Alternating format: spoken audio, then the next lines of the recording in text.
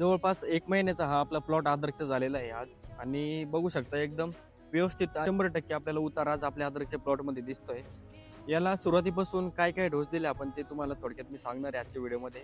सुरुवातीला आपण अद्रक लागवड केल्यानंतर 5 ते 10 दिवसाच्या आत एक ह्युमिकचा डोस दिला होता. एकरी 1 ते 1.5 ते 2 किलोपर्यंत आपण ह्युमिक देऊ शकतो त्याला. आणि दुसरा डोस त्यानंतर आपण GS बायोसायन्सचं शक्ती गोल्ड इथं सोडलं होतं आणि त्याचे रिझल्ट हे आपल्याला एकदम बेस्ट दिसत आहे. शक्ती गोल्ड आपण 15 ते 20 दिवसाच्या दरम्यान आपण इथं आपल्या प्लॉटला दिलं होतं. आणि त्यानंतर आपल्याला तिसरा डोस आपल्या अद्रकच्या प्लॉटसाठी GS बायोसायन्सचं GS ॲक्टिवा हे द्यायचं आहे. 5 लिटरची कॅन एकरसाठी आपल्याला इथं येत असते.